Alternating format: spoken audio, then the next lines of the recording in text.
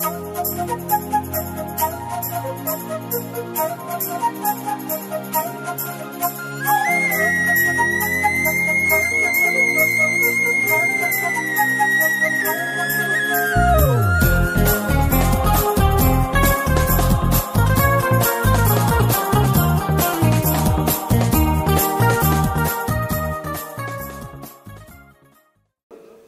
పల్లవి శరణము నా ఇస్రాయేల్ గారు పాడి దేవుని సేవకులకు చాలా సమయమైంది. ప్రభునందు పాపము లేదుగా, ప్రభు నోట కపటము లేదుగా, ప్రభునందు పాపము లేదుగా, ప్రభు నోట కపటము లేదుగా, పాపము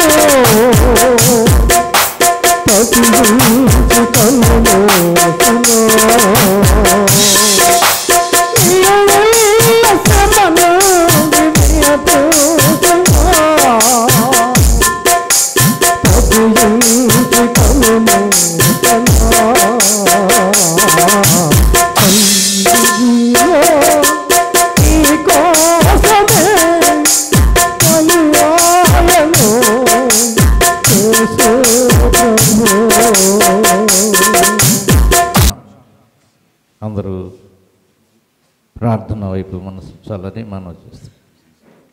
సర్వాధికారి అయిన ప్రభువా, శ్రీమంతుడా, అద్వితీయ సత్యదేవ, నిన్న నేడు ఏకరీతికున్న యేసు ప్రభువా, మా రక్షక, నీ నామములో స్తోత్రములు చెల్లిస్తున్నాం.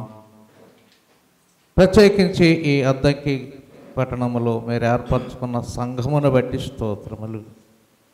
సంఘము ద్వారా మీరు జరిగిస్తున్న ఈ ప్రత్యేకమైన కోరికలను బట్టి నిన్ను స్తుతిస్తున్నాం. ఉజ్జీవ సువార్త సభలను బట్టి నిన్ను స్తుతిస్తున్నాం. మొదటి దినం 2 సెక్షన్లు అయిపోయాయి. 3వ సెక్షన్లో నీ దాసులను బహుగా వాడుకున్నందుకై వందనాలు. నీ సిలువ సువార్తను ప్రకటించని కృప చూపినందుకై వందనాలు. ఆత్మరక్షణ పొందిన వారు రక్షణ పొందడానికి సిద్ధపరచమని, మరి యొక్క దాసుడు నీ పక్షాన్ని నిలబడుచుండగా మీ ఆత్మ సహాయము దయచేయమని ప్రభువును రక్షకుడునైన యేసుక్రీస్తు వారి శ్రేష్టమైన ఉన్నతమైన నామముననే ప్రార్థన చేసి వేడుకొనుచున్నాము తండ్రి. ఆమెన్. యోహాను రాసిన మొదటి పత్రిక 1వ అధ్యాయాన్ని చూడండి.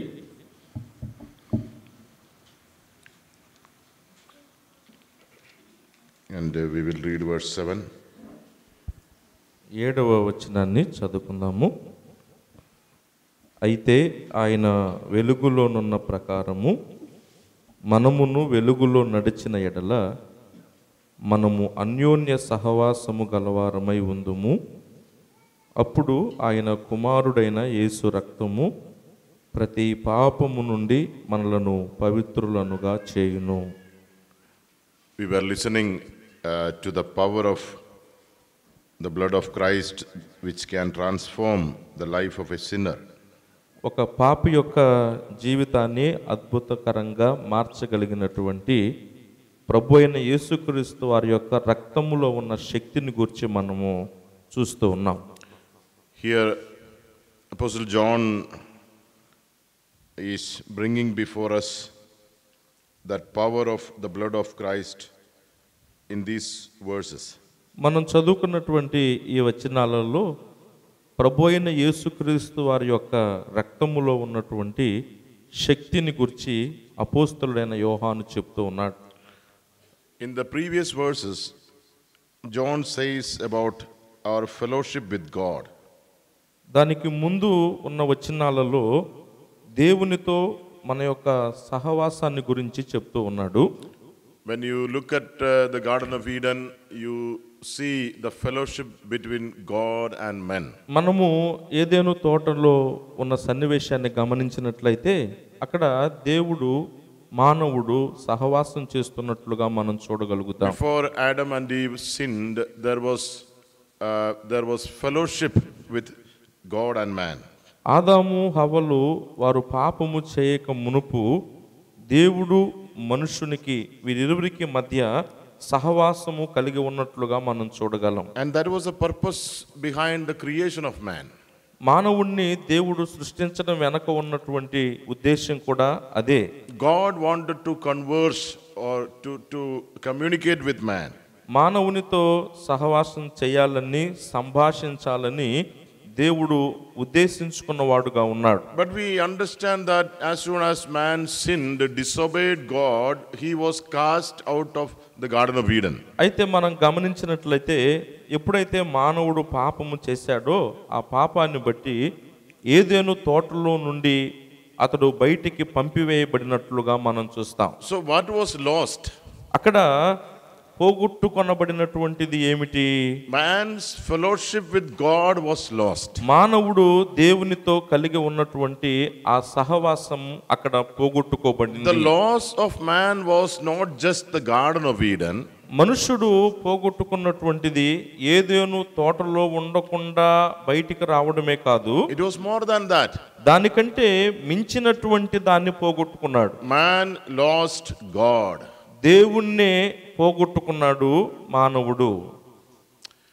And since then we understand that man was deprived of the fellowship with God. ఇక అప్పటి నుండి కూడాను దేవుని యొక్క సహవాసాన్ని కలిగి ఉండేటువంటి విషయంలో మానవుడు అంతకంతకు దేవునికి దూరం అయిపోయినట్లుగా చూస్తాం. Now John is speaking here, a person can come back to the fellowship with God when he is cleansed of his sin.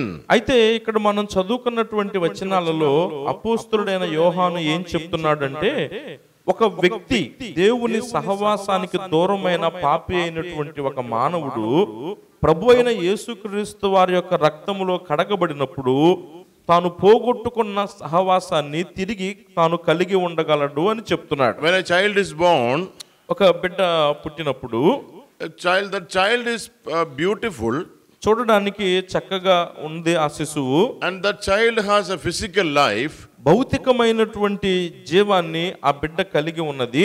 but that child does not have fellowship with God. అయితే ఆ బిడ్డ దేవునితో సహవాసము కలిగి ఉండుట అన్నటువంటి స్థితిలో లేదు. One child is born without God. అంటే ఆ పుట్టినటువంటి శిశువు దేవుడు లేకుండా పుట్టినట్లు. Yes, that is how every human being is born. అలాగనే ప్రతి మానవుడు కూడాను అట్టి స్థితిలోనే జన్మించిన వాడుగా ఉన్నాడు. Actually that happened in the Garden of Eden. వాస్తవంగా ఆ స్థితికి మూలము ఏదెను తోటలో జరిగింది కూడా అదే. In the Garden of Eden man lost God. ఏదెను తోటలో దేవుడుని మానవుడు పోగొట్టుకున్నవాడుగా ఉన్నాడు. And after that man's children were born.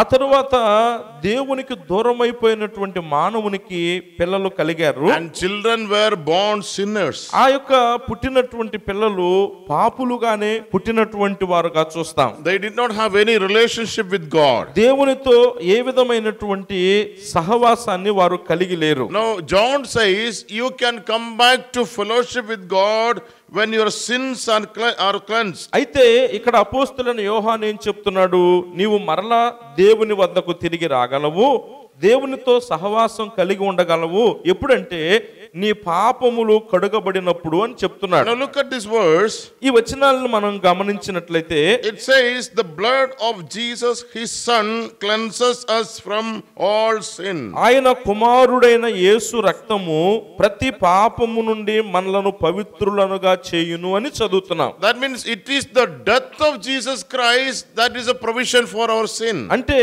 మన యొక్క పాపములకు ప్రాయశ్చిత్తమైనటువంటిది ఏంటి?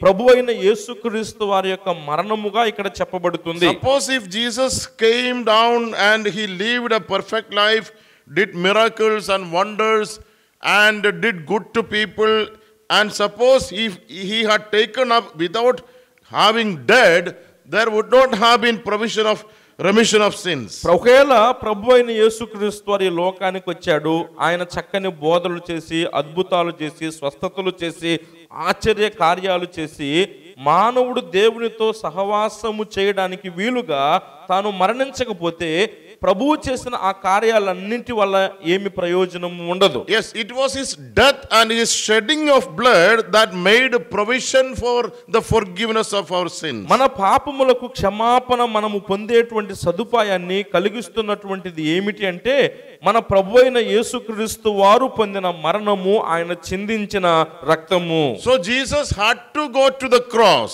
అందుచేత తప్పక ప్రభువైన యేసుక్రీస్తు వారు సిలువకు వెళ్ళవలసినదే. Because without going to the cross there is no solution for our problem. ఎందుకంటే ప్రభువైన యేసుక్రీస్తు వారు సిలువలో మరణించకుండా ఈ మానవుని పాపపు సమస్యకు పరిహారము లేదు గనుక. And look at this verse. ఈ వచనాలను మరొకసారి గమనిస్తే It says the blood of Jesus his son. ఆయన కుమారుడైన యేసు రక్తము అని చూస్తున్నాం. Whose son? ఎవరి కుమారుడు? That is very clear. ఇక్కడ తేటగా ఇక్కడే చెప్పబడింది, It is the son of God. దేవుని కుమారుడు అని చెప్పబడింది. You know, the blood becomes valuable because it is the blood of the Son of God. యేసు ప్రభు వారు చిందించినటువంటి రక్తము అమూల్యమైనది, పాపాలు కడిగేది. ఎందుకు అంటే అది దేవుని కుమారుడైనటువంటి ప్రభువైన యేసుక్రీస్తు వారి యొక్క రక్తము గనుక. Son of God here means God himself. ఇక్కడ దేవుని కుమారుడు అనేటువంటి పదమునకు అర్థం ఏంటంటే దేవుడే అని అర్థము. Or in other words, this blood is the blood of God himself. లేదా మరొక విధంగా మనం చెప్పాలంటే యేసు రక్తము అంటే దేవుడై ఉన్నటువంటి యేసు ప్రభు వారి యొక్క రక్తము అని అర్థము. That is how this blood becomes valuable. దీనిని బట్టి ఆయన చిందించినటువంటి రక్తము ప్రశస్తమైనటువంటిదైనది. Now this is not simply the blood of the son of Mary. ఇది మరియకు జన్మించినటువంటి వాని యొక్క రక్తము మాత్రము కాదు. This is the blood of the son of God. ఇది దేవుని కుమారుడు చిందించినటువంటి రక్తము. So this is the blood of God himself. అంటే ఇది దేవుని యొక్క రక్తమే. That you read that phrase in Acts chapter 20. మనము అపోస్తలుల కార్యముల గ్రంథము 20వ అధ్యాయములో ఇదే పదజాలాన్ని మనం చూస్తాము. Paul says it is the blood of God himself. అక్కడ అపోస్తలుడు పౌలు ఏమంటాడంటే దేవుడు తన స్వరక్తమిచ్చి. In chapter 20. ఆ అపోస్తలుల కార్యముల గ్రంథము 20వ అధ్యాయములో in verse 28 28వ వచనములో we read about the church of God which he purchased with his own blood. అక్కడ మనం గమనిస్తాము దేవుడు తన స్వరక్తమిచ్చి సంపాదించిన అనే మాట చూస్తాం. Yes, this blood is the blood of God. అంటే ఈ యొక్క రక్తము దేవుని యొక్క రక్తమే స్వయంగా. If it is not the blood of animals, ఇది జంతువుల యొక్క రక్తము కాదు. it is not the blood of a simple man. ఇది మన వంటి మానవుడు చిందించినటువంటి రక్తము వంటి రక్తము కాదు. Blood of man or blood of animals have no capacity, no power to bring the forgiveness of sin. మానవుడు రక్తములో గాని జంతువుల యొక్క రక్తములో గాని మానవ పాపానికి పరిహారాన్ని తీసుకొచ్చేటువంటి శక్తి ఆ రక్తానికి లేదు. In the Old Testament, the animal sacrifice was introduced by God himself. పాత నిబంధనలో మనం గమనిస్తుంటే అనేక రకములైనటువంటి జంతు బలులు మరి దేవుడే వాటిని ప్రారంభించినట్లుగా కూడా మనం చూస్తాం. That was to teach man something. అక్కడ ఆ సిద్ధపరచబడినటువంటి బలులు మానవునికి ఒక విషయాన్ని బోధించడం కొరకు చెప్పబడ్డాయి. It was not to teach man that if you sacrifice an animal your sins will be forgiven. అక్కడ నీవు ఏదో ఒక జంతువును బలి ఇస్తే నీ పాపములు క్షమించబడతాయి అని చెప్పడానికి కాదు. పాత నిబంధన కాలములో దేవుడు బలిని ఏర్పరిచింది. It was to teach man if you sin you must die. నీవు పాపము చేస్తే తప్పక నీవు మరణించవలసిందే అని చెప్పడానికి. The wages of sin is death. పాపము వలన వచ్చు జీతము మరణము. The wages of any sin is death. ఏ పాపము యొక్క జీతమైనా సరే మరణమే. God did not say that the wages of big sin is death. దేవుడు పెద్ద పాపము చేస్తే దాని జీతమే మరణము అని ఆయన చెప్పడం లేదు. No, the wages of great sins is death. పెద్ద గొప్ప పాపముల జీతము మాత్రమే మరణము అని చెప్పడం లేదు. Simply it says the wages of sin is death. ఏం చెప్పాడు అక్కడ? పాపము వలన వచ్చు జీతము మరణము అన్నాడు. The wages of any sin is death. అంటే నువ్వు చేసే ఏ పాపమైనా సరే దాని జీతము మరణమే. The wages of telling lie is death. అబద్ధాలు అనే పాపం చేస్తే దాని జీతము మరణమే. No human court will punish a man by death because he told a lie. ఏ మానవ న్యాయస్థానం కూడాను ఒక మనిషి అబద్ధాలు చెప్పినందుకు మరణ శిక్ష విధించదు. Our country also gives capital punishment to a person who commits murder. మనము చూస్తూ ఉన్నప్పుడు నరహత్య చేసినటువంటి వ్యక్తులకు కూడాను ఒక భయంకరమైనటువంటి ఆ శిక్ష విధిస్తున్నట్లుగా మనం చూస్తాం. Even if a man loots 10 crores of rupees, he will never be given the capital punishment of death. అంటే ఒక వ్యక్తి 10 కోట్ల రూపాయలు దోపిడీ చేస్తే ఆ 10 కోట్ల రూపాయలు దోచుకున్నందుకు అతనికి మరణం విధించబడడం లేదు. He will be put into the jail. అతన్ని తీసుకువెళ్లి చెరసాలలో వేస్తున్నారు. But he will never be given the death sentence. అతనికి మరణ శిక్ష అనేటువంటిది విధించబడడం లేదు. Death sentence will be given only to people who commit murder.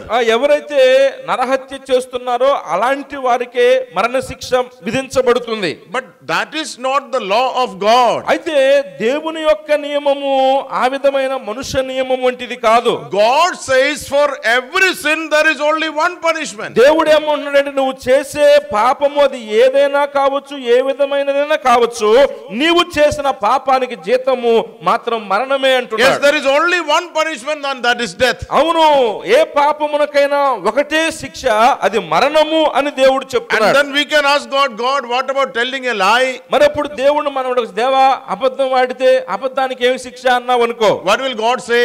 దేవుడు ఏమని చెప్తాడు? God will say, the fruit of telling a lie is death. ఏం చెప్తాడు?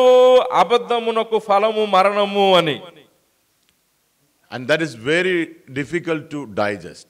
మనము జీర్ణించుకోవాలంటే ఇలాంటి విషయాలు చాలా కష్టం కదా. Look at the Garden of Eden. ఏదేనో తోటను మీరు గమనించండి. Why did God cast out Adam and Eve? ఆదాము హవ్వలను ఆ తోటలో నుంచి దేవుడు ఎందుకు వారిని బయటికి వెళ్ళగొట్టాడు? Was that sin a great sin? వారు చేసినటువంటి పాపం ఏమన్నా భయంకరమైనటువంటి పాపమా? It was just a simple sin. వారు ఏదో చిన్న పాపమే వాళ్ళు చేసింది. They just ate a fruit. వారు ఒక వృక్షఫలం తిన్నారు. There was no murder there. అందులో వారు ఏమి ఎవరిని చంపలేదు. There was no adultery there. ఏమి ఎవరు వ్యభిచారం ఏం చేయలేదు. There was no cheating there. ఎవరిని కూడా వాళ్ళు మోసగించలేదు. There was no stealing there. ఎవరిది వాళ్ళు దొంగిలించలేదు. They just ate a fruit. ఒక వృక్ష ఫలాన్ని మాత్రమే వారు తిన్నారు. And God said, out. దేవుడు ఏమన్నాడు? పోండి బయటికి అన్నాడు. God, for this simple sin you are casting us out. దేవా నువ్వు తినవద్దు అని చెప్పావు అనుకో, కానీ మేము తిన్నాం అనుకో, ఆ చిన్న వృక్ష ఫలం తిన్నందుకే మమ్మల్ని బయటికి వెళ్ళమంటావా? So what was God teaching? అక్కడంటే దేవుడు ఏమి బోధిస్తున్నాడు? Even for a simple silly sin the result is death. నీవు ఏదో కొద్దిదేలే చిన్నదేలే అని చులకనగా ఎంచుకునే పాపము అయినప్పటికీ కూడాను దాని జీతము మరణమేనయ్యా అని దేవుడు అక్కడ బోధిస్తున్నాడు. Now look at our own lives. ఇప్పుడు మన జీవితాలని ఒకసారి చూసుకుందాం. How many times we need to go to hell? మనము ఆ లెక్కలో ఎన్ని సార్లు మనం నరకాగ్ని గుండానికి పాత్రులమై ఉన్నామో, How many sins we have committed and how many times we have committed those sins? మనము ఎన్ని పాపాలు చేస్తున్నాము, ఎన్ని పాపాలు మరలా మరలా మన జీవితాల్లో చేస్తూనే ఉన్నాము. You know, one simple sin deserve hellfire. ఒక చిన్న పాపమేలే అని మనం ఎంచుకునేదే నరకానికి పాత్రులుగా మనల్ని చేస్తుంటే, If it is so, how many sins or how many hells I deserve? మరి మనం చేసిన పాపాలన్నిటికీ ఎన్ని నరకాల్లో మనం వేయబడాలా? You know, sometimes people will think, కొన్నిసార్లు జనాలు ఏమనుకుంటారంటే, I have not committed big sins. నేనేమి పెద్ద పెద్ద పాపాలు చేయడం లేదు, I am a sinner, నేను పాపినే, but I am not a great sinner. కానీ నేను ఘోర పాపిని కాదు. There are many great sinners. నాకంటే ఘోర పాపులు చాలా మంది ఉన్నారు. I am not like them. నేను వాళ్ళలాగా లేను. I am a sinner, నేను పాపినే, but I am a small sinner. కానీ నేను ఏదో చిన్న పాపిని. You know, we always try to compare ourselves with other people. అవును, మనం చేసే పాపాలను ఎల్లప్పుడూ కూడా ఇతరులతోటి పోల్చుకోవడానికి ప్రయత్నిస్తూ ఉంటాం. And then we feel that we are better than other people. అలాగ పోల్చుకొని పర్వాలేదులే, నేను వాళ్ళకంటే నయమేలే, నేను ఘోర పాపిని కాదు అని మనం సముదాయించుకుంటాం. And then sometimes we think that they will go to hell, but I will not go to ఇంకా hell. సంగతి ఏంటంటే, అంత ఘోర పాపం చేశారు కాబట్టి వాళ్ళు నరకానికి వెళ్తారు, నేను మాత్రం నరకానికి పోను అని నిర్ణయించుకుంటాం. Because I haven't committed big sins. ఎందుకంటే నేనేమి పెద్ద పెద్ద పాపాలు చేయడం లేదు కదా. What does the Garden of Eden teaches us? ఇలాంటి ఆలోచనలకు ఏదేను తోటలో జరిగిన సన్నివేశం మనకేం బోధిస్తుంది? The Garden of Eden teaches us that even the smallest sin will deserve death. Eden తోటలో జరిగిన సంభవంలో ప్రభువు ఏం బోధిస్తున్నాడంటే, అందరికంటే కూడా చాలా చిన్న పాపమే నువ్వు చేసింది అనుకున్నా కూడా ఆ చిన్న పాపానికి జీతమే మరణము, నిత్య నరకాగ్నిగుండం. Yes, every everybody deserves hell. ప్రతి ఒక్కరు కూడాను నరకమునకు పాత్రులై We ఉన్నారు. all have committed or we all have broken all God's commandments. మనమందరము కూడాను దేవుని యొక్క ఆజ్ఞలను కట్టడలను అతిక్రమించినటువంటి వారంగా ఉన్నాం. You know, sometimes we think that I have never committed murder. కొన్ని సందర్భాల్లో మనం ఏమనుకుంటామంటే నేను ఎప్పుడు ఎవరిని హత్య చేయలేదు, I have told lies, నేను అబద్ధాలు ఆడతాను, but I have never committed murder. నేను నరహత్య చేయలేదు. What will God say? కానీ దేవుడు ఏమంటున్నాడు? You have committed murder 100 times. నువ్వు 100 సార్లు నరహత్య చేసినవాడు అంటున్నాడు. We will say, మనం ఏం చెప్పుకుంటున్నాము? God, I haven't killed even a single person. దేవా నేను ఒక్కడిని కూడా చంపలేదయ్యా అని మనం దేవునితో అంటున్నాం. You know what will God say? అంటే దేవుడు ఏం చెప్తున్నాడు? You know, you can kill a person without even touching his body. నువ్వు ఒక వ్యక్తి యొక్క శరీరాన్ని తాకకుండానే ఆ వ్యక్తిని నువ్వు చంపగలవు అంటున్నాడు దేవుడు. You cannot kill a person, but that person will never come to know about that. అంటే ఆ వ్యక్తి మనకు తెలియదు, ఆ వ్యక్తి మన వద్దకు రాకపోవచ్చు. You can kill a person in your heart. అయినప్పటికీ కూడా నీ హృదయములో ఆ వ్యక్తిని నువ్వు చంపేసి ఉండొచ్చు. If you hurt a person, ఒక వ్యక్తిని నువ్వు గాయపరిస్తే, if you hurt a person, if you speak, if you tell a person you are a fool, నువ్వు ఒక వ్యక్తిని ద్వేషిస్తే వ్యర్థుడా అని నువ్వు ఒక వ్యక్తిని అంటే, you are good for nothing, నువ్వు దేనికి పనికి రావురా అంటే, you are useless fellow. నువ్వు పనికి మాలినోడురా అంటే, The Lord Jesus says, యేసుప్రభు అంటాడు, you have killed him in your heart. నువ్వు నరహత్య చేస్తున్నావు అని నీ హృదయంలో అంటున్నాడు. Have you committed murder? నువ్వు నరహత్య చేసావా లేదా? Yes, we have committed murder hundreds of times. అవును, ఇలాగూ 100 సార్లు మనం నరహత్య చేస్తున్నాం. Which is the commandment of God that we have not broken? మనము అతిక్రమించినటువంటి దేవుని ఆజ్ఞ ఏంటి? Can we point out one single commandment of God that we haven't broken? మేము ఉల్లంఘించలేదయ్యా, మేము అతిక్రమించలేదయ్యా నీ ఆజ్ఞల్లో అని చెప్పడానికి కనీసం ఒక్కటైనా ఉందా మన దగ్గర?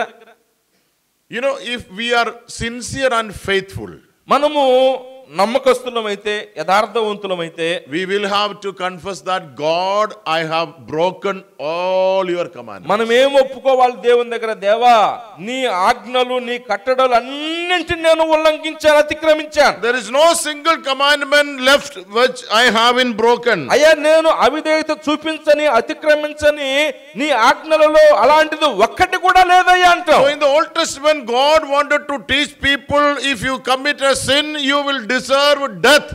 అందుచేత దేవుడు పాత నిబంధనల కాలంలో ఏం తెలియజేస్తూ వచ్చాడు? నువ్వు పాపము చేసినట్లయితే మరణమునకు పాత్రుడవు. But then God said, I don't want you to die. అయితే తరువాత ప్రభు ఏమంటున్నాడు? నీవు అలాగూ మరణ పాత్రుడవు, నరక పాత్రుడవడానికి నేను ఇష్టపడడం లేదు. You must die because of your sin. నీ పాపాన్ని బట్టి నువ్వు తప్పక మరణించాలి. But I make a provision for you. కానీ నేను నీ కొరకు ఒక ఏర్పాటును, సదుపాయాన్ని కలిగిస్తున్నాను. You bring an animal. నువ్వు ఒక జంతువును తీసుకొని రా. And then you place your hand upon the head of the animal. ఆ యొక్క జంతువు తల మీద నీ చేయి ఉంచు. Then it will be as if the transgression, the sin which you have committed is transferred unto the head of the animal. అలాగూ చేయడం వలన నువ్వు చేసిన పాపాలు, దోషాలన్నీ కూడాను ఇదిగో ఆ జంతువు తల మీదకి, ఆ జంతువు మీదకి అవి పంపిస్తున్నాను. Yes, your guilt has been transferred upon the animal. నీ యొక్క దోషము ఆ జంతువు మీదకి వెళ్ళిపోయింది, మోపబడింది. And then you kill the animal. ఆ తర్వాత ఆ జంతువును నువ్వు చంపేసేయి. And the sin is punished. అప్పుడు పాపానికి శిక్ష విధించబడింది. Punishment is given. శిక్ష విధించబడింది. Not to you, నీ కోసం కాదు, నీ కాదు, but to this animal. శిక్ష దేనికి విధించబడింది? ఆ జంతువుకు. Because of the death of this animal, you have escaped death. ఆ యొక్క జంతువు మరణించడాన్ని బట్టి నీవు మరణాన్ని తప్పించుకుంటున్నావు. Yes, this is what God wanted to teach the Old Testament people. పాత నిబంధన కాలంలో దేవుడు ఏర్పరిచిన బలి నియమాల ద్వారా ఈ సంగతిని ఆయన మానవాళికి నేర్పించాలనుకున్నాడు. That means God was using the Old Testament sacrifices to teach the people the significance of the sacrifice of the great Lamb of God, Jesus Christ. దేవుడు పాత నిబంధన కాలములో బలులను అర్పించడం అనేటువంటి దాన్ని ఇవ్వడం ద్వారా గొప్ప బలియాగం, ప్రాముఖ్యమైన బలియాగము ప్రభు అయిన యేసుక్రీస్తునే దేవుని గొర్రెపిల్ల యొక్క బలియాగాన్ని గూర్చి మానవాళికి తెలియజేయడానికి వాటిని ఉపయోగించాడు. So every Old Testament sacrifices pointed to the sacrifice of the great Lamb of God. ప్రతి పాత నిబంధన సంబంధమైనటువంటి బలి కూడాను గొప్ప ప్రభు అయిన యేసుక్రీస్తు వారి యొక్క బలి వైపు, ఆయన మరణం వైపు చూపించేవిగా ఉంటున్నాయి. The Lord Jesus had to come and die as a sacrifice on the cross.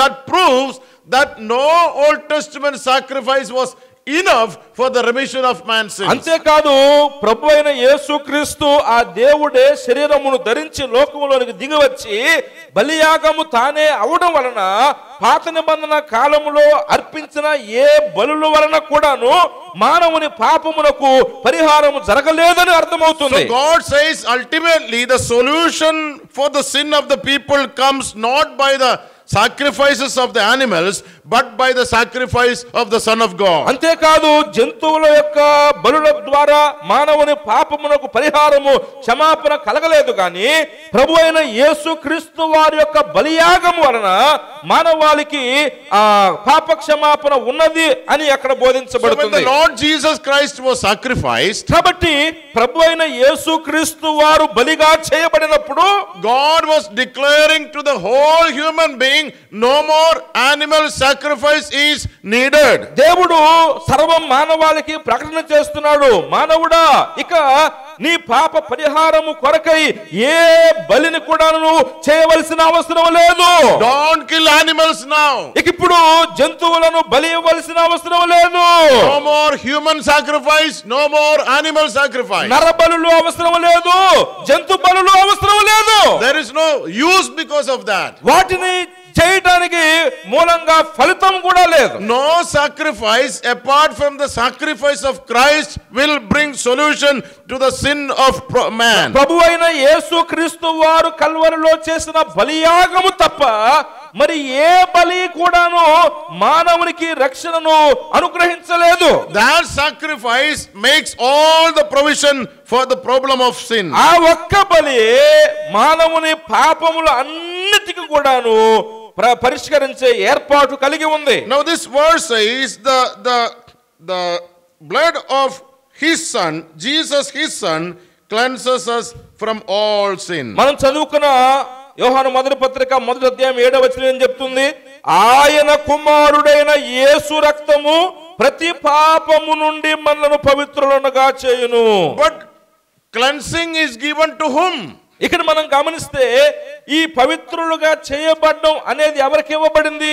It is true that this blood has the power to cleanse. యేసు ప్రభు యొక్క రక్తము పాపములను కడిగి పవిత్రులుగా చేసే శక్తి ఆయన రక్తం కలిగి ఉంది, వాస్తవమే. But it does not mean that Jesus died on the cross and therefore the sins of all human beings are forgiven. యేసుక్రీస్తు ప్రభు వారు ప్రతి ఒక్క పాప అంటే ఆయన రక్తము ప్రతి పాపాన్ని కడిగి పవిత్రులుగా చేస్తుందంటే మరి ప్రపంచంలో ఉన్నటువంటి అందరి పాపాలను యేసు రక్తము కడుగుతుంది అని కాదు. No, that is not the meaning. ఇక్కడ నా అర్థం అది కాదు. Suppose I become sick. నేను రోగినయ్యాను అనుకోండి, I go to the doctor. నేను వైద్యుని దగ్గరికి వెళ్ళాలి, He gives me medicine. ఆయన మందుల దగ్గర తీసుకోవాలి, ఆయన The దగ్గర provision is made for my problem. నా యొక్క సమస్యకు మందులు ఇవ్వడం అనే ఏర్పాటు జరిగింది. But that simply will not cure my problem. అయితే డాక్టర్ దగ్గరికి వెళ్ళి మందులు తీసుకుంటే నా రోగం తగ్గినట్టు కుదరదు. The problem will be cured only when I take the medicine. ఎప్పుడైతే నేను డాక్టర్ గారు నాకు ఇచ్చిన మందులు నేను మింగుతానో అప్పుడే నాకున్న రోగం అనేది తగ్గుతుంది. So God has made provision for the cure of the sin of the whole world. అలాగే పరలోకమందున దేవుడు కూడాను సర్వలోక మానవుని యొక్క పాప రోగమునకు ఆయన స్వస్థత కలిగించే మందును ఏర్పరిచాడు. But the forgiveness will be given only to them who will trust and believe in the sacrificial death of the Lord Jesus అయితే Christ. ప్రభు అయిన యేసుక్రీస్తు వారు కల్వరిలో చేసిన బలియాగమునందు ఎవరైతే విశ్వసించేవారుగా ఉంటారో ఆ విశ్వసించే వారి పాపములు మాత్రమే Yes. యేసు ప్రభు రక్తములో కడగబడతాయి. Only to those who trust in the sacrifice of the Lord Jesus Christ. యేసుక్రీస్తు బలియాగమునందు ఎవరైతే విశ్వాసం ఉంచుతారో వారి పాపములు మాత్రమే. Simply because the Lord Jesus died on the cross, nobody will go to heaven. ఆ లోకములో అందరి పాపాల కొరకు యేసు ప్రభు చచ్చిపోయాడు కనుక అందరూ పరలోకమునకు వెళ్ళరు. That is how many people believe today. నేడు చాలా మంది అలా అనుకుంటా ఉన్నారు. You know, some Christians think కొంతమంది క్రైస్తవులే ఏమనుకుంటున్నారు, the Lord Jesus died for all of us. మన అందరి కొరకు యేసు ప్రభు చనిపోయాడు, He took our punishment. మన శిక్ష ఆయన మీద మోపుకున్నాడు. That means we are not going to be punished. అంటే ఆయన మోపుకున్నాడు కాబట్టి ఇక మనకి ఏం శిక్ష లేదు So అనుకుంటున్నారు. we will not go to hell. మనం నరకానికి వెళ్ళమనుకుంటున్నారు. That is a misunderstanding. అది నీ తప్పుడు అవగాహన, No, that is not the truth. అది సత్యం కాదు. It is true that the Lord Jesus died for all. మన అందరి కొరకు యేసుక్రీస్తు ప్రభు మరణించాడు, వాస్తవమే. But you will receive forgiveness of sin only when you confess your sin and receive Him as your Savior. కానీ ఆ ప్రభు అయిన యేసుక్రీస్తు దగ్గర నీ పాపాలను ఒప్పుకొని ఆయన నీ సొంత రక్షకునిగా నీవు అంగీకరించినప్పుడు మాత్రమే ఆ క్షమాపణ నీవు పొందగలవు. Even when the Lord Jesus died on the cross, there are many people who are going to hell. యేసుక్రీస్తు ప్రభు వారు కల్వరిలో బలియాగమైనప్పటికీ కూడాను నరకానికి వెళ్ళేవారు అనేకులు Yes, ఉన్నారు. thousands of people are going to hell every day. వేల మంది ప్రతిరోజు నరకానికి వెళ్ళిపోతున్నారు. Why? ఎందుకు? Not because there is no solution, వారి పాపమునకు క్షమాపణ కలిగించే మార్గము వారు కలిగి లేక కాదు, but because they did not receive the solution for themselves. వారి పాపములకు పరిహారము కలిగించే దానిని వారు ఆశ్రయించకపోవడం వలన. This verse says, ఈ వచనం చెప్తుంది, the blood of Jesus, His Son, cleanses us from all sin. ఆయన కుమారుడైన యేసు రక్తము ప్రతి పాపము నుండి మనలను పవిత్రులనుగా చేయును. Only His blood. ఆయన రక్తము మాత్రమే, Nobody else blood, వేరెవరి రక్తము కాదు, but only blood. కేవలము రక్తము మాత్రమే, Nothing else. ఇంకా వేరేది కాదు, Nothing more. ఇంకా దానికి ఎక్కువేమీ అవసరం లేదు. You don't need anything else for the forgiveness of sin. పాప క్షమాపణ కొరకు ఇక వేరేది ఏమీ అవసరం లేదు. You know, many people have misunderstanding. చాలా మంది అపార్థం చేసుకుంటా ఉన్నారు. You know, many people are doing hard work. చాలా మంది చాలా కష్టపడుతున్నారు, ప్రయాసపడుతున్నారు. For what? దేని కొరకు? For forgiveness of sin. నా పాపాలు పోగొట్టుకోవాలనే దాని కొరకు. There are people who fast for many days. అనేక దినాలుగా ఉపవాసాలు ఉండేవారు ఉన్నారు పాప పరిహారము కొరకు. There are people who give alms to the poor. ఆ పేదలకు సహాయపడి కానుకలిచ్చేటువంటి వారు ఉన్నారు పాప పరిహారము కొరకు. There are people who go for long pilgrimages. అంతేకాకుండా ఎంతో సుదూరమైనటువంటి ప్రదేశాలకు వెళ్ళేటువంటి వారు ఉన్నారు. And there are people who do many other things. అంతేకాకుండా ఇతర అనేక కార్యాలు పాప పరిహారము కొరకు చేసేవారు ఉన్నారు. Because they think that we need to do something for forgiveness of sin. ఎందుకు? వారి ఆలోచన ఏంటంటే మన పాప క్షమాపణ కొరకు మనం ఏదో ఒక కార్యం చేయాలి అనేది వారి ఆలోచన. We need to do some good works. మనం ఏదో మంచి కార్యాలు కొన్ని చేయాలి. And that is why many people do good works. అందుకనే చాలా మంది అలాంటి మంచి పనులు చేస్తూ ఉన్నారు. What does Bible say? కానీ బైబిల్ ఏం చెప్తుంది? Bible never says the blood of Jesus plus good works. యేసు ప్రభు రక్తము మరియు నీ మంచి కార్యాలు అని బైబిల్ ఎప్పుడూ చెప్పడం లేదు. No, only the blood of Jesus. Bible ఏం చెప్తుంది? కేవలం యేసు రక్తము మాత్రమే. If you add something with the blood of Jesus, ఇక యేసు ప్రభు రక్తముతో పాటు నువ్వు మరి దేన్నైనా కలిపితే, that means you believe that the blood of Jesus is not enough. దాని అర్థం ఏంటి? యేసయ్య రక్తం చాలదు, ఇంకేదో కావాలని అనుకుంటున్నట్టే. I have to add something extra. యేసు ప్రభు రక్తంతో పాటుగా మరి ఇంకో దాన్ని నేను కలపాలి దానికి అనుకుంటున్నట్టే. That is a blasphemy. అదే దేవదూషణ. The blood of Jesus Christ is enough. యేసు రక్తము చాలు, Nothing more and nothing else. ఇక దానికి మించి ఏం అవసరం లేదు. దానికి తక్కువైనవి కూడా అవసరం లేదు. You know, people have so many misunderstandings. చాలా సరిగాని అవగాహన అభిప్రాయాలు మనుషులు కలిగి ఉంటున్నారు. Every religion in this world, ఈ లోకములో ఉన్నటువంటి ప్రతి మతములో కూడా they teach that to go to heaven you need to do good. పరలోకమునకు వెళ్ళాలంటే మంచి కార్యాలు చేయాలి అని బోధించబడుతుంది. You go out and meet any person. మీరు ఎవరినైనా కూడా వెళ్ళి కలుసుకోండి. You ask any person who will go to heaven. మీరు ఎవరినైనా అయ్యా పరలోకానికి ఎవరు వెళ్తారయ్యా అని అడగండి. You know what is the general answer, common answer? సహజంగా అందరూ చెప్పే జవాబు ఏంటి? Those who do good will go to heaven. ఆ మంచి చేస్తే ఆ మంచి వాళ్ళని పరలోకానికి తీసుకెళ్ళదు అంటారు. Who taught this? ఎవరు చెప్పారు? Not the Bible. బైబిల్ అలా చెప్పలేదు. God did not teach that. దేవుడు అలా బోధించలేదు. Who taught this? ఎవరు చెప్పారు? The devil taught it. సాతానుడు బోధ. The devil taught all the religions, including Christian religion, you do good and you go to heaven. సాతానుడు క్రైస్తవ మతములో కూడాను ఇలాంటి బోధ తీసుకొచ్చి మంచి పనులు చేయండి మీకే మోక్షం అంటున్నాడు. That is not the doctrine of God, it is the doctrine of devil. అది దేవుని మూలంగా కలిగిన బోధ సత్యం కాదు, అది సాతానుడు మూలంగా కలిగిన బోధ. And that is why people are adding extras. అందుచేతనే ఈ ప్రజలు కూడాను ఇంకేదో అంటున్నారు. You know, even some Christian people are seeking intercession of somebody else. క్రైస్తవులైనటువంటి వారు కూడా మా పక్షంగా ఇంకెవరో విజ్ఞాపన చేయాలి, ప్రార్థన చేయాలని కోరుకుంటున్నారు. Pray for me. నా కోసం ప్రార్థన చేయి. Pray for us. మా కోసం ప్రార్థన చేయి. This is all the doctrines of devil. ఇవన్నీ కూడాను సాతాను యొక్క బోధలు. Bible is very clear. Bible చాలా తేటగా చెప్తుంది. Only one thing is needed and there is only one thing. ఒకటే సంగతి ఉంది, ఆ ఒకటే అవసరమైంది. There is only one thing available. ఒకటే అందరికి అందుబాటులో ఉంది. That is the blood of Jesus Christ, his son. అదే ఆయన కుమారుడైన యేసు రక్తము. Don't add anything to it. దానికి ఇంకేది కలపొద్దు. Nothing can be added with it.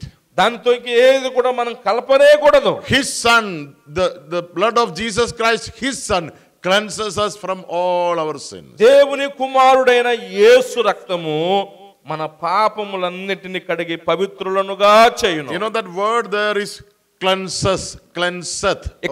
ఇక్కడ మనం పవిత్రులనుగా చేయుట. Yeah, it does not say has cleansed, it does not say will cleanse, but it says cleanses. చేసేసింది లేకపోతే చేస్తుంది అని కాదు, చేసెను అనే మాట చూస్తున్నాం. That's a continuous tense. చేయును అంటే నిరంతరమైన కాలాన్ని చూపిస్తుంది. Yes, it's a continuous process. అది నిరంతరమైనటువంటి విధానం.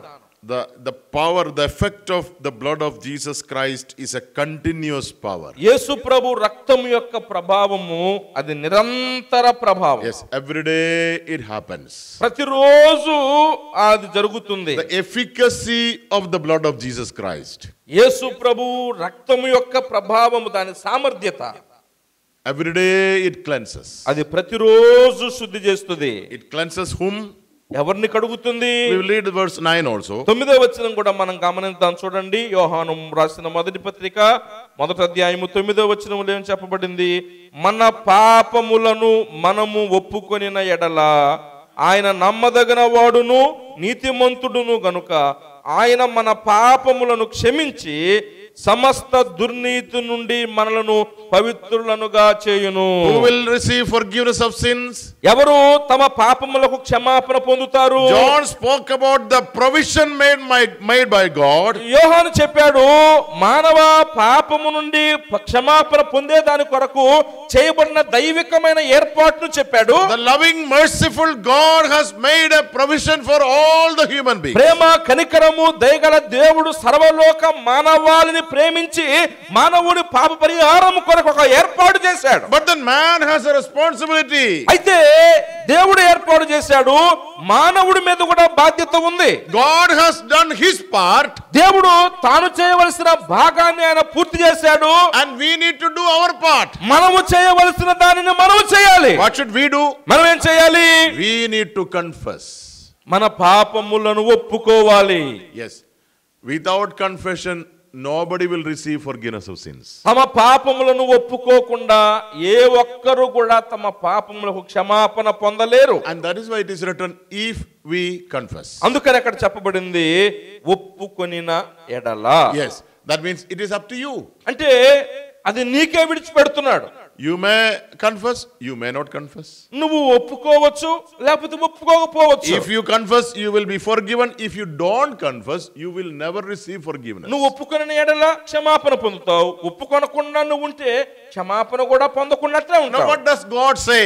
అంటే అక్కడ దేవుడు ఏం చెప్తున్నాడు? God says, I have done my part. మానవుడా, నేను చేయవలసిన కార్యాన్ని నేను చేశాను. Now I am waiting for you to do your part. ఇప్పుడు నీవు నీ వంతు కార్యాన్ని చేయాలని నేను ఆశిస్తున్నాను. My son has shed his precious blood on the cross. నా కుమారుడైన యేసు క్రీస్తు కల్వరి శిలువలో నీ రక్షణ కొరకు తన ప్రశస్త రక్తమును చిందించాడు. Now you confess your sin. ఇప్పుడు నీ పాపములను నీ ఒప్పుకో.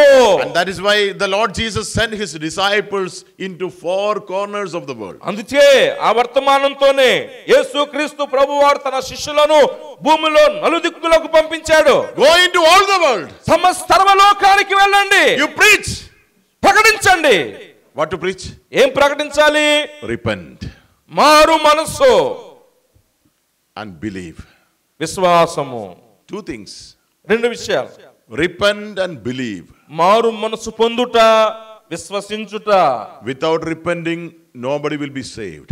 మారు మనసు లేకుండా ఎవరు రక్షింపబడలేరు. You know, there are many people believe but they never repented. చాలా మంది నమ్మిక కలిగిన వారు ఉన్నారు కానీ పాపముల విషయమై పశ్చాత్తాపడి మార్పు చెందిన వారుగా ఉండడం లేదు. You go to any Christian family, ఏ క్రైస్తవ కుటుంబానికైనా మీరు వెళ్ళండి. ask them, do you believe in the Lord Jesus Christ? వాళ్ళని యేసు ప్రభువు నమ్ముతున్నావు నువ్వు అని అడగండి. Yes. వాళ్ళు ఏం చెప్తారు? మేము నమ్ముకున్నామయ్యా. Have you repented? అలాగైతే మరి నీ పాపముల విషయమై నీ పశ్చాత్తాపడి మారు మనసు పొందావా? Some people say every day we repent.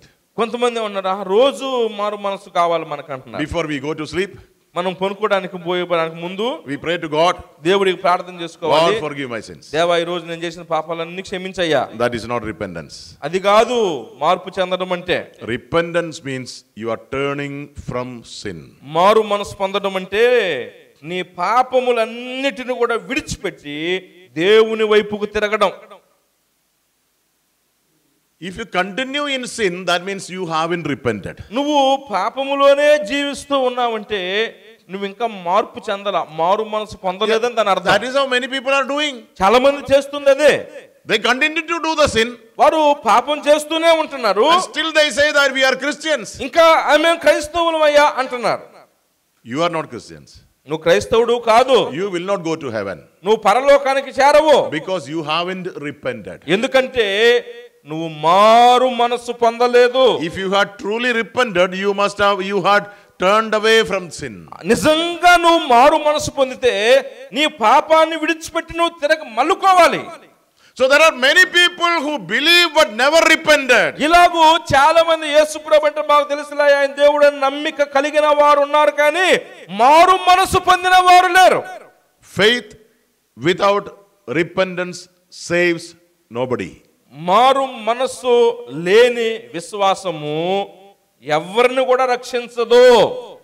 More than 90% of Christians only believe but never repented.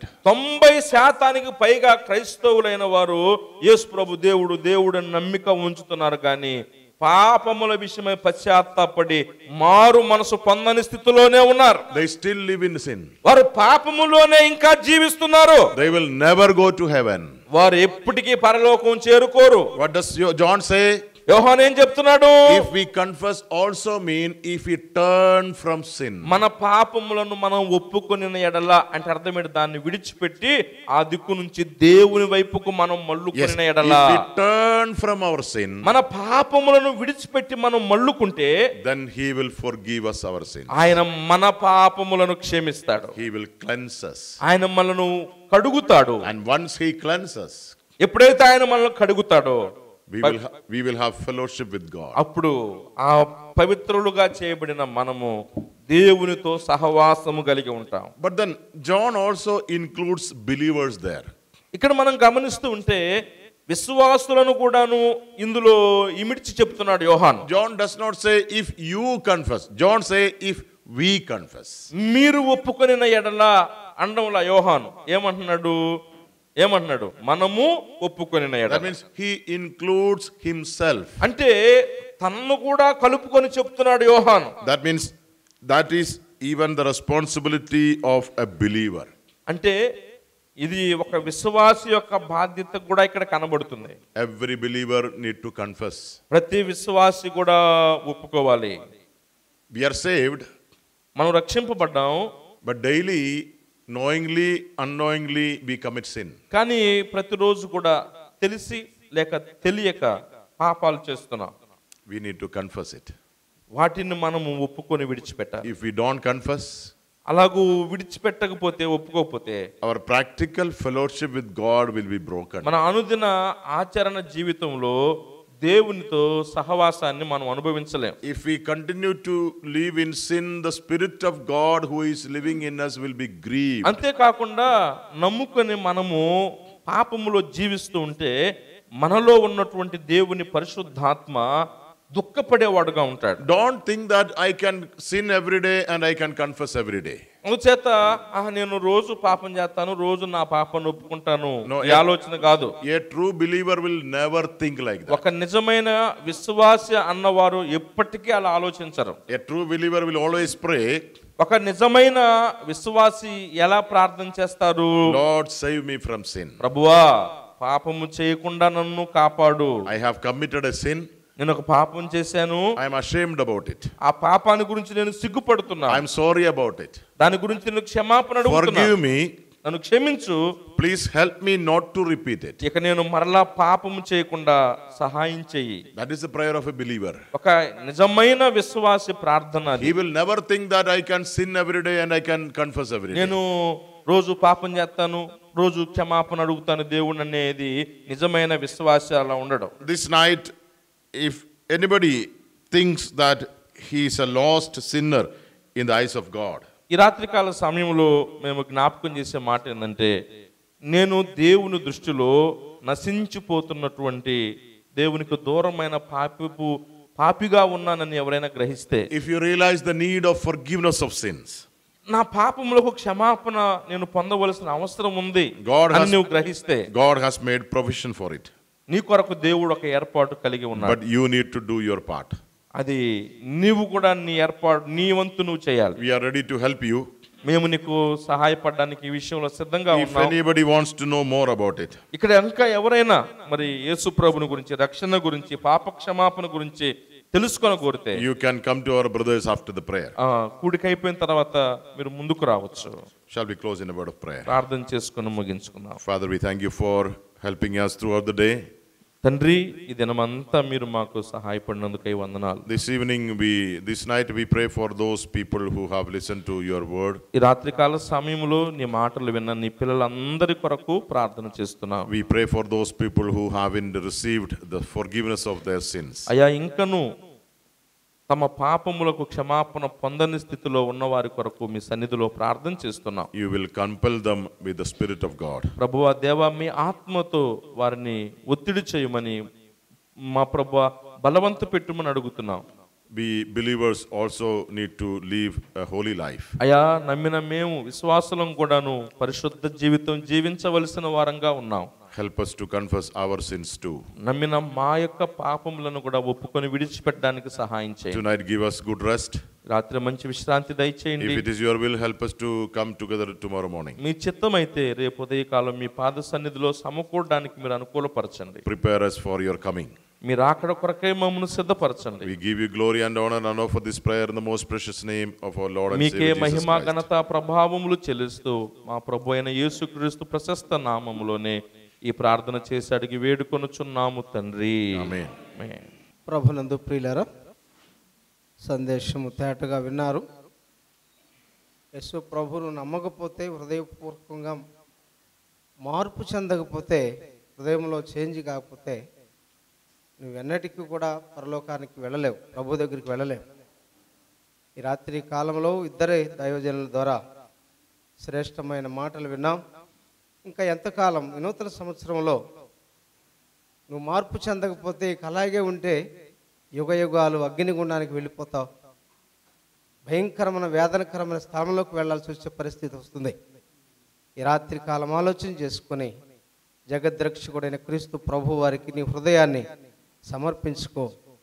దైవ చిత్తానుసారమైన దుఃఖము, రక్షణార్థమైన మారు మనసును కలుగుచేను. హృదయంలో మార్పు కలగకపోతే నువ్వెంత కాలం ప్రార్థనకు వచ్చినా నువ్వు ఏమీ ప్రయోజనం లేదు. ప్రభువుని ఆనందింప చేయలేవు, నీవు ఆనందించలేవు. ఈ రాత్రి తేటగా దైవజనులు అందించారు మాటలు. హృదయంలో చేర్చుకొని నమ్మని వారు నమ్మగలిగినట్లుగా ఈ రాత్రి కాలం పశ్చాత్తాప హృదయంతో ప్రభు పాదాల దగ్గరికి రండి. దైవజనుల సేవకులు సిద్ధంగా ఉన్నారు. మీకు కొన్ని వాక్యాలు అందించి మీకోసం ప్రార్థన చేస్తారు. మంచిది.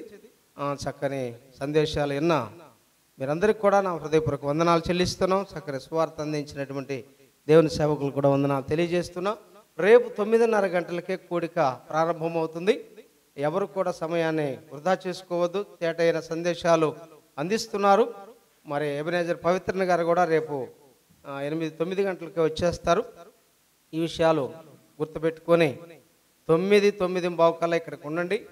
చక్కని పాటలు, వాక్య సందేశాలు ఉంటాయి. ఈ అవకాశాన్ని పోగొట్టుకోకుండా రావాలని ప్రభు పేర మనం చేస్తున్నాం. మీ అందరికీ వందనాలు చెల్లిస్తున్నాం. కూడిక ముగించబడింది.